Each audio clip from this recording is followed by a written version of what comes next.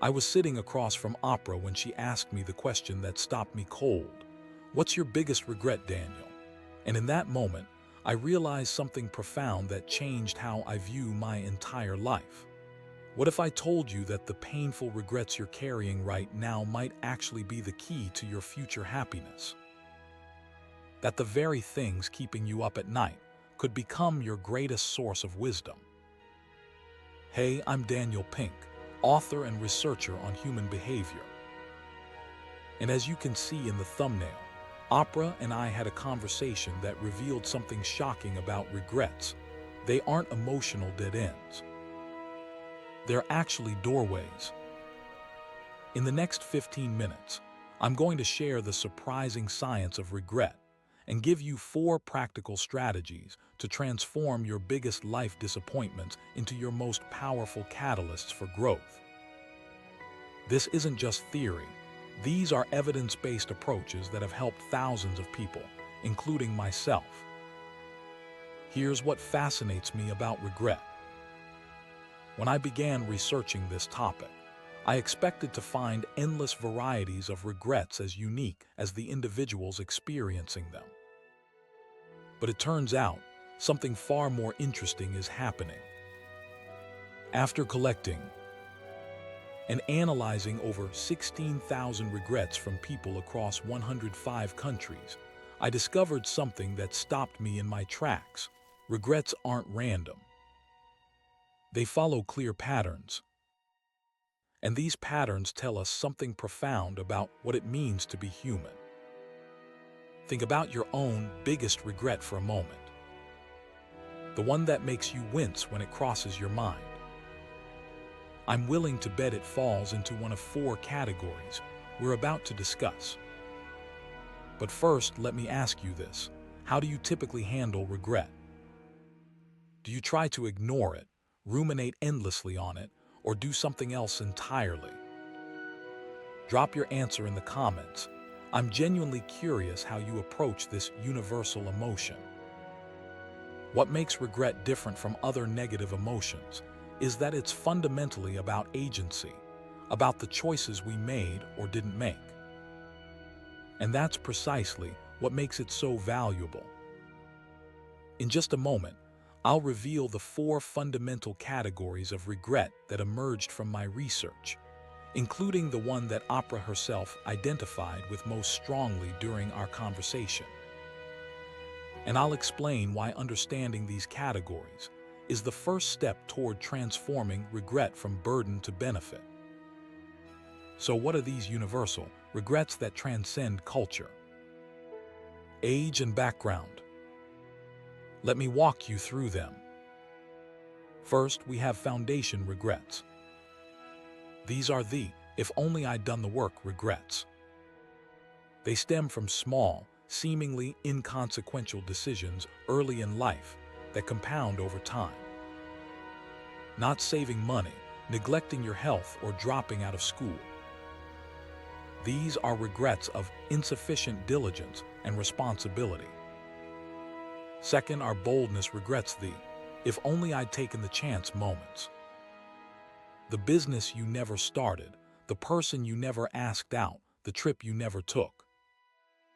In my conversation with Oprah, she shared that many women in her audience particularly struggle with this type of regret, putting others' needs before their own dreams.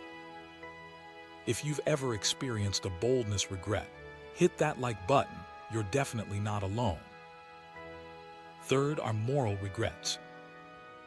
These are the "if only I'd done the right thing" moments. Times when you cheated, lied, or betrayed someone's trust. These regrets reveal our deep desire to be good, ethical people. And finally, connection regrets, the "if only I'd reached out" moments. These involve relationships that frayed or fractured.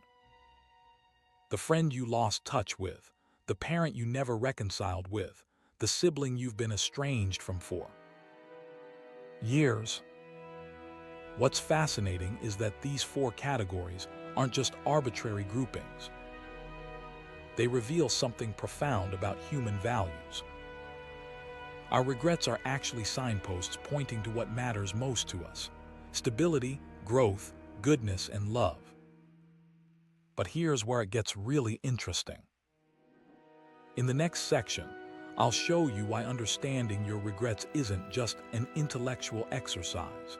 It's the first step toward transforming them into something remarkably powerful. And I'll share the surprising finding about which type of regret tends to sting the longest. When I was in my 20s, I was offered an amazing opportunity to work abroad. The position aligned perfectly with my interests, offered great pay, and would have been an adventure. I turned it down because it seemed risky and impractical. 2 decades later, that decision still haunts me. It's a classic boldness regret. But here's what I've learned. Regret isn't valuable if we just marinate in it. It's valuable when we metabolize it. So how do we do that? It starts with self-compassion. When most people experience regret, they do one of 2 unhelpful things. They either deny it or they ruminate endlessly. Neither approach extracts wisdom from the experience. The healthier approach is what I call self-compassionate reflection, and it involves 3 steps. First, acknowledge the regret clearly. Name it. Define it. Look it in the eye. Second, treat yourself with kindness. Speak to yourself as you would to a friend facing the same situation. Third, recognize the common humanity in your experience. You're not alone in making mistakes. It's part of being human. If you're finding value in these strategies so far, please consider subscribing to the channel. We explore evidence-based approaches to personal growth every week. Now, let me share something Oprah found particularly insightful during our conversation. It turns out that connection regrets, those fractured relationships, are among the most painful and long-lasting regrets people report. But they're also among the most fixable.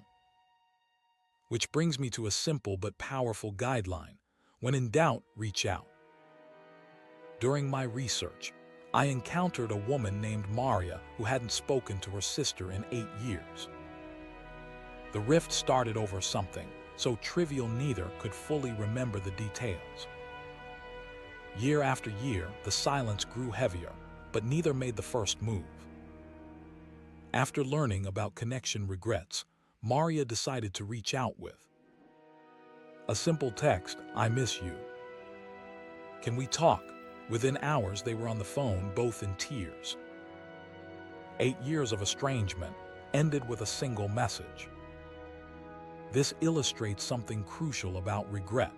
Properly understood, it doesn't just make us feel bad, it motivates specific, constructive action.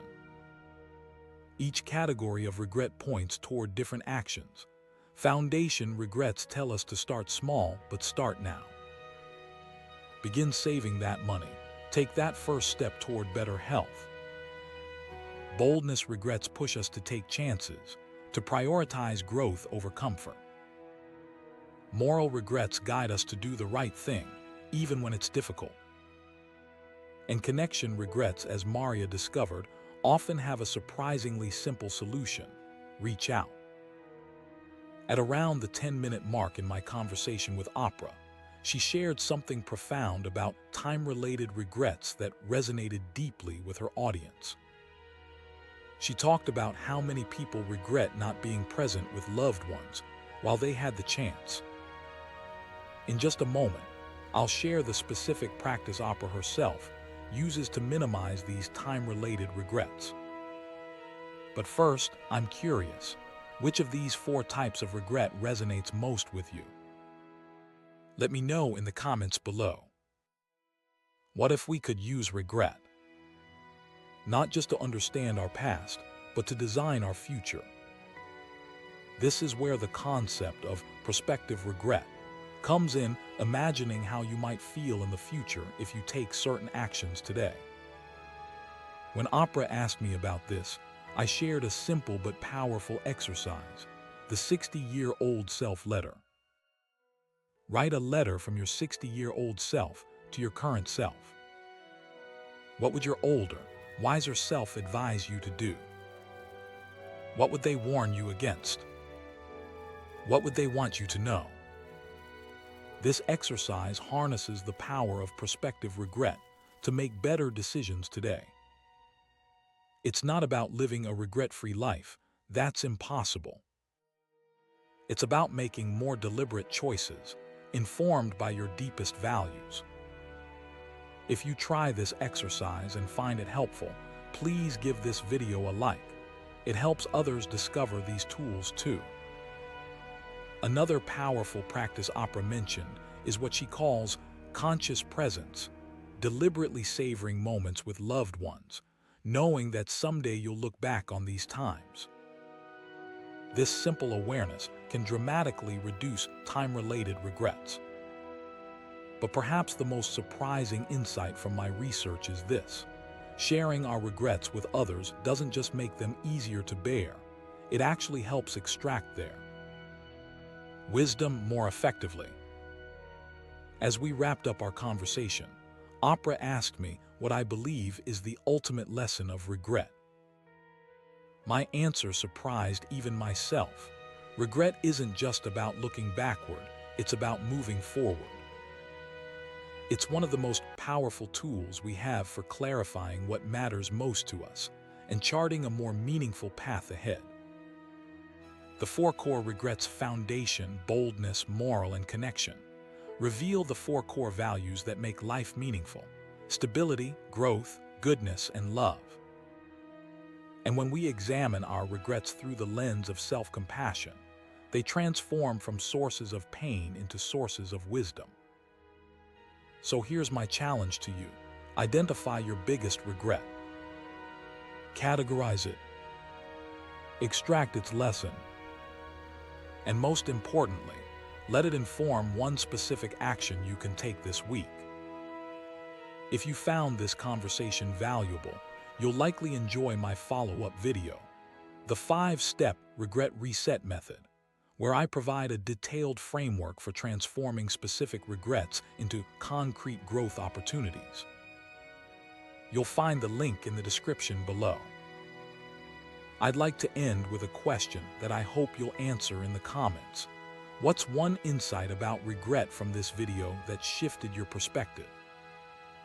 Your experience might be exactly what someone else needs to hear right now.